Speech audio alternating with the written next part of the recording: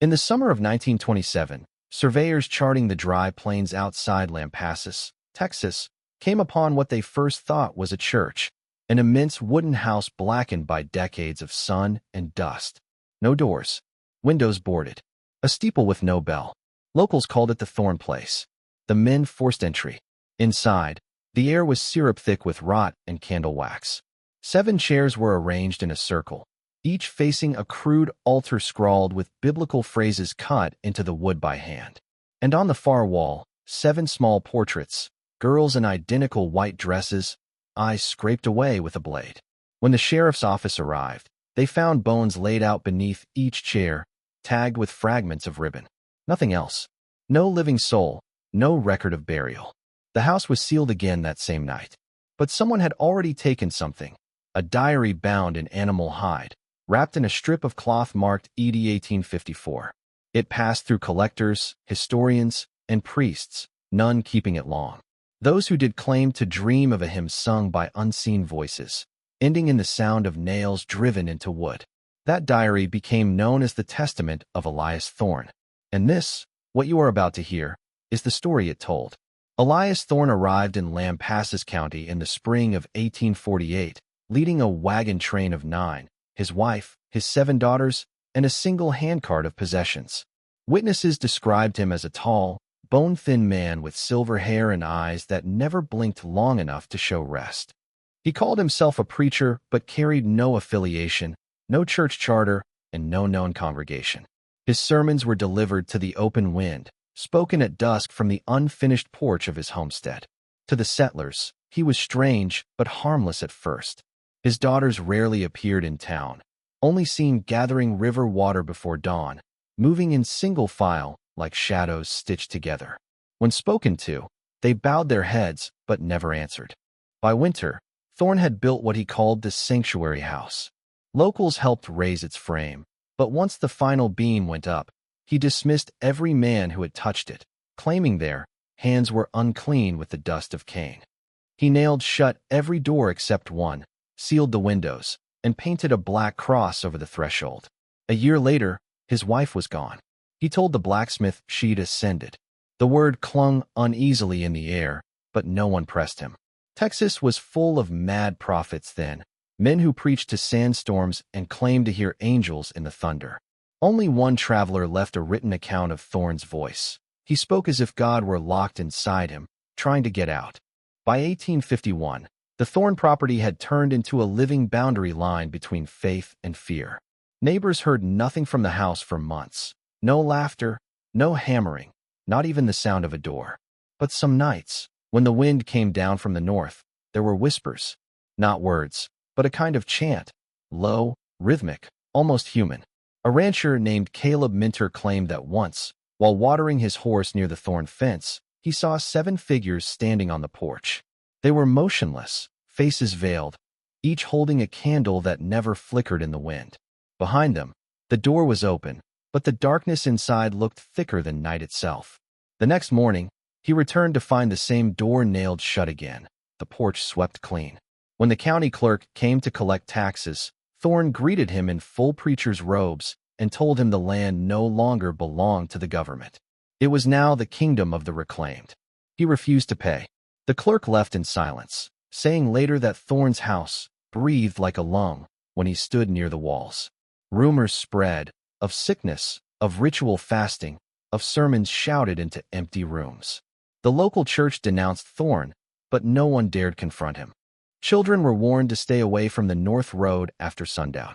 And still, each Sunday night, townsfolk swore they saw a faint orange glow from the high window, like a lantern swinging, or a heart beating behind wood and stone. In the archives of the Lampasas Historical Society lies a brittle packet of correspondence. 7 letters written in the same looping hand, and signed, but all addressed to the county postmaster between 1852 and 1854. Each bore the same request: deliver to none but the pure. The letters were never claimed. When opened decades later, the ink had bled into the paper like veins under skin. But the words were legible enough to chill the archivist who cataloged them. Father says the sky listens now. We must not speak above whispers. The doors are sealed against the world's corruption. He says our breath is the last clean wind. We sing when he commands, though the house shakes when we do. Someone knocks at night. Father says it is not a man.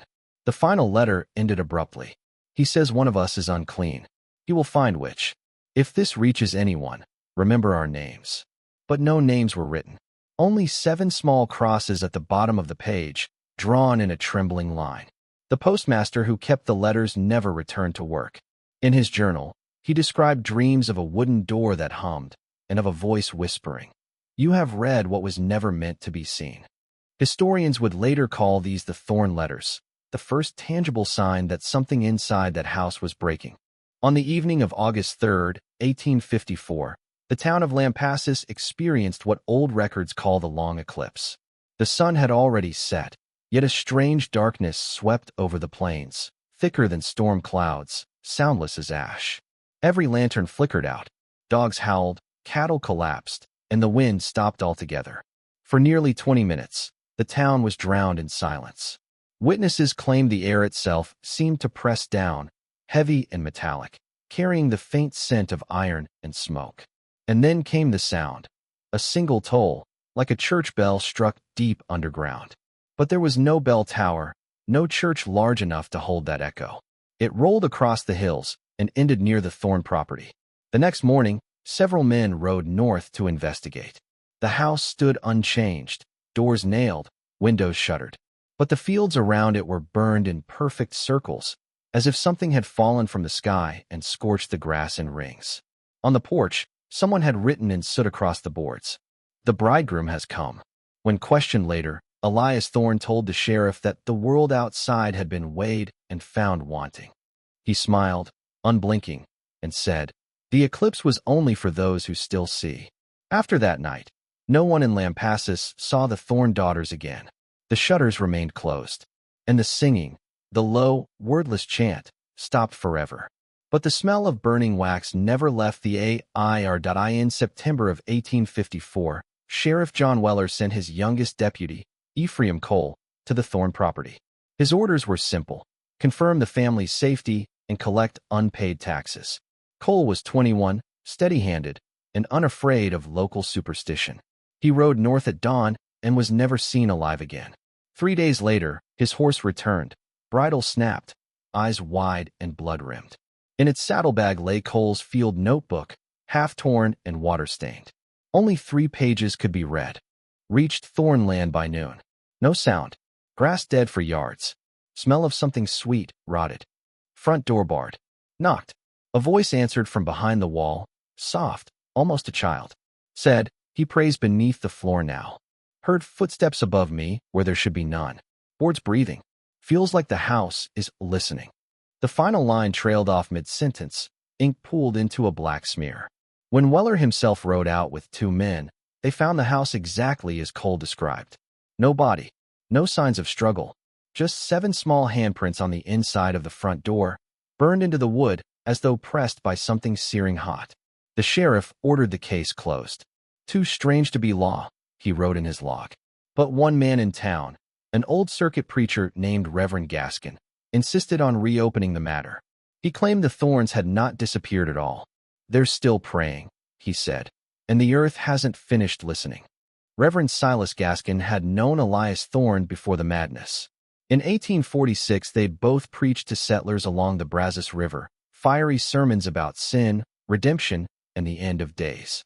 But Thorne's doctrine had grown strange.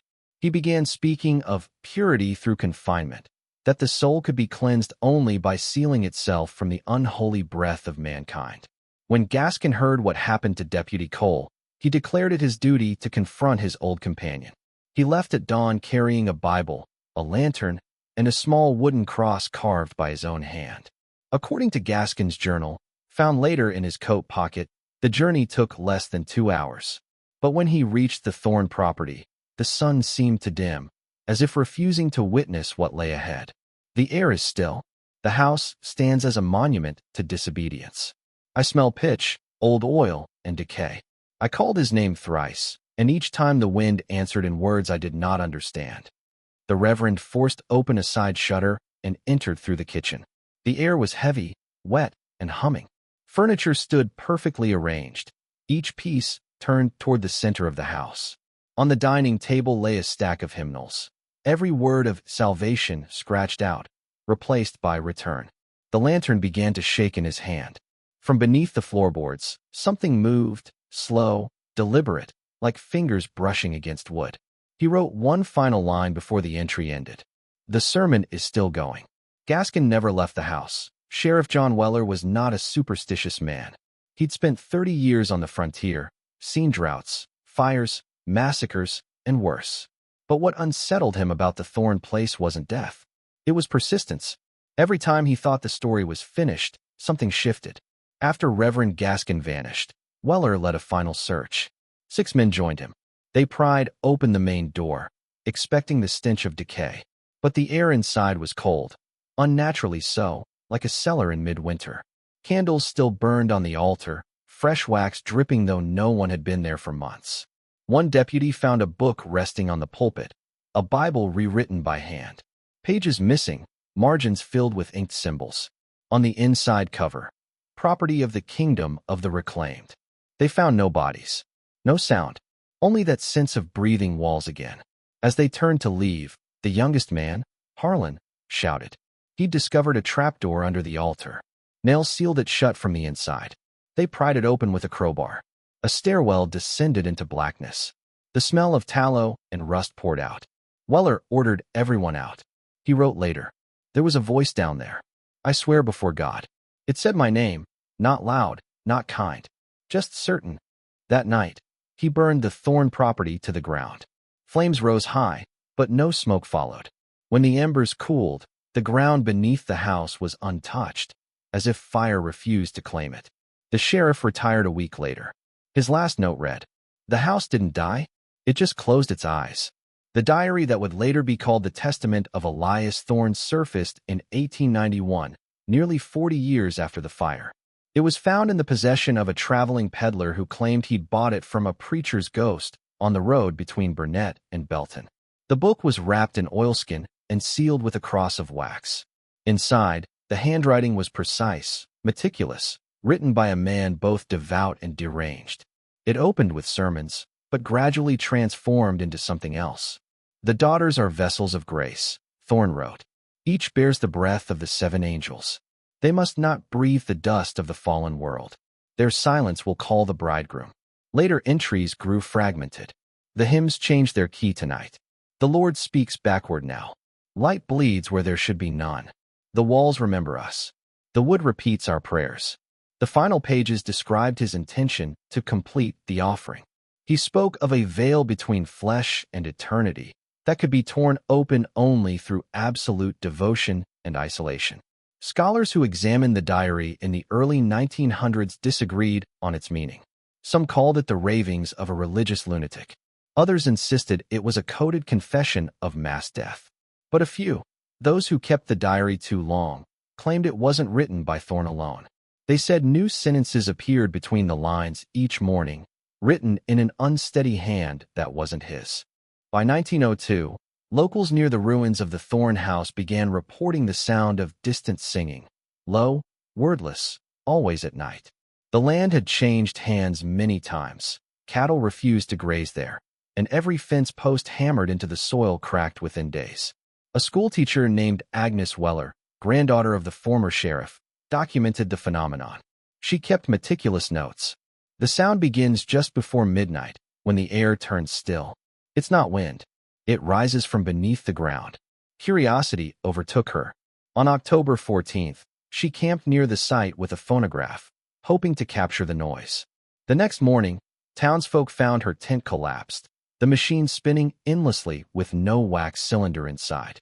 Her notebook was buried in the ash, pages scorched but legible. "There are more voices now. 7, I think. They are calling names I do not know. One sounds like mine." The land was condemned soon after, fenced with barbed wire. But travelers continued to report hearing faint hymns as they passed. In 1913, an oil company survey discovered something strange beneath the surface, a hollow chamber lined with stone about 30 feet below ground, directly beneath where the Thorne altar once stood. When they lowered a light, they saw carvings, circles, crosses, and the words, "We are not done." They sealed the shaft the same day. In 1921, a man named Harold M. Venn, a private collector of American religious artifacts, purchased the Thorne diary from a retired archivist. Venn was a rationalist, a skeptic who dismissed the supernatural. He displayed the book in a glass case in his study, describing it as an exquisite example of rural delusion. Within weeks, his household began to fall apart. Servants quit, claiming to hear scratching inside the walls. His wife took ill, complaining of a hymn that followed her even in sleep. Venn himself began writing compulsively, filling dozens of pages with what he called translations of Thorne's original sermons. The words were a blend of scripture, confession, and something darker. They do not rest because the door was never truly shut. He found heaven beneath the soil, and I have seen its gate. When Venn died, he was found at his desk, mouth full of ash, the diary open to a fresh page, one that hadn't been there before. It read simply, "The kingdom breathes again." The diary vanished from his estate soon after, sold anonymously at auction. No record of the buyer exists. In 1937, a small group of graduate students from the University of Texas began a documentary project on lost religious movements of the frontier. One of them, Dr. Paul Minter, a descendant of the rancher who'd once seen the Veiled Daughters, sought out the Thorne story. He convinced the group to travel to Lampasas and film the ruins. What they captured was brief but disturbing, a stretch of barren earth where nothing grew, and a faint resonance picked up on their recording, like a low hum between breaths. Minter's notes mention an unease during filming. At 4:12 p.m., the camera jammed. We all heard something under the ground, with splintering, slow and deep. Then silence. The footage was never completed. Two members of the crew refused to discuss it afterward. The reels were stored at the university archive and later misplaced. In 1951, a janitor rediscovered one canister. When projected, it showed only static and flickering light, but in the final seconds, the faint outline of 7 figures could be seen standing behind the cameraman. The film melted in the projector before it finished. In 1954, exactly 100 years after the eclipse, an archaeological team conducted soil studies near the Thorne site for a planned highway. Their instruments detected a cavity beneath the surface, 30 feet wide. Against local advice, they excavated. The first thing they uncovered was blackened timber, perfectly preserved. Beneath it, a chamber filled with thousands of candle stubs and 7 child-sized chairs carved from bone-white wood. At the center lay a small altar stone inscribed with one phrase. They waited as told. The lead archaeologist, Dr. Henry Sloan, documented everything in his field journal until the 4th night, when he began complaining of hymns under the floor. He disappeared before dawn. His team found his tent collapsed inward, like something had pressed from above. In his open notebook, the final words were barely legible. He never left. He never left. He never. The project was abandoned. The chamber was refilled and paved over. Highway 281 now runs directly across in 1968.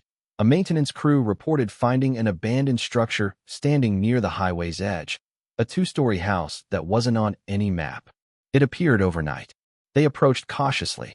Every door was nailed shut. The paint was blackened with soot, and a wooden cross was carved above the frame. One worker, ignoring warnings, pried open a side panel and peeked inside. He later told reporters, "It was empty, but I swear I saw candlelight moving down the hallway." By the next morning, the structure was gone. Only a square of scorched earth remained. State officials blamed a temporary building for survey storage. Locals knew better. They began calling it the house that walks the road. Drivers at night still report seeing a faint orange light among the trees. Always at mile marker 77, always at midnight. Some say if you stop and listen, you can hear the echo of a voice preaching just beyond the dark, repeating one line over and over. The door was never meant to open outward. In 1982, a family by the name of Thorne appeared in Lampasas County property records again. They purchased a small plot of land a mile from the original site. The father, Elias Thorne, was quiet, polite, and strangely familiar to those who met him. His eyes were pale, his speech measured. He built a modest house and home church for his congregation of 12. Locals said he preached only at night. His sermons were private, and his followers left no public record. After 6 months, the entire group vanished. The house remained fully furnished, food still on the table, candles still burning. On the pulpit, investigators found a single page written in an archaic hand. The time of confinement is over. The walls will breathe again. DNA analysis of hair samples later taken from the house returned inconclusive, but the results noted anomalous degradation patterns, as if the samples had aged over a century.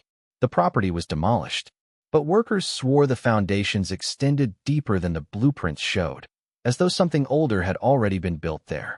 In 1999, a local radio host named Daniel Carr aired a special Halloween segment titled The Lost Sermon of Texas. It included readings from the Testament of Elias Thorne, supplied by an anonymous listener. Midway through the broadcast, the station's signal began to distort. A low hum overtook the recording, followed by what technicians described as multiple overlapping voices speaking at frequencies below human range. The program was pulled mid-transmission. Carr insisted afterward that he hadn't played anything unusual, that the hum had been present in the tape itself. He took the original cassette home to analyze it privately. The next morning, neighbors found his house empty. The tape sat in the deck, still spinning. Authorities later confirmed it contained only 10 seconds of sound, a faint heartbeat, a whisper, and a final phrase. The kingdom remembers. In 2010, online forums began circulating rumors of a Thorne pilgrimage, a secret gathering where participants drove to mile marker 77, parked at midnight, and recited verses from the diary aloud. Videos surfaced showing empty fields, windless nights, and sudden audio dropouts that left only a deep, rhythmic thudding. A few participants vanished, their accounts deleted. Others claimed to have heard a chorus singing from underground. A podcast investigating the phenomenon interviewed one survivor. His voice trembled as he described it. It wasn't religion. It was hunger, like the earth was starving for sound. Soon after the episode aired, the host reported finding the phrase "they wait" still etched into the underside of his desk, letters scorched into the wood.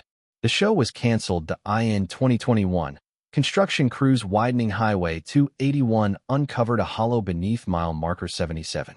Inside were fragments of burned timber, melted glass, and human bone. The bones were small, 7 in total, each arranged in a circle around a rusted lantern. Forensic analysis dated them not to 1854, but to within the last 30 years. When the site was reburied, workers reported malfunctioning equipment and an unexplainable vibration underfoot. One man refused to return, saying he heard a whisper through his headset repeating the same 4 words. The sermon goes on. The state sealed the report under non-disclosure, citing cultural sensitivity. In 2024, a shortwave radio enthusiast recorded a strange frequency broadcasting faint chanting from somewhere near Lampasas. The pattern repeated every 7 minutes, 7 tones followed by silence. When spectrographic software analyzed the sound, it produced shapes resembling 7 figures in a ring. The signal cut off abruptly after 3 nights. But in its last minute, a clear voice spoke through the static. A man's voice, calm, tired, familiar. To all who hear, the walls are thin now. The house remembers its name. The daughters sing for all of you. The recording was verified as genuine. The voice matched no known human register. Experts dismissed it as pareidolia, a pattern found in noise.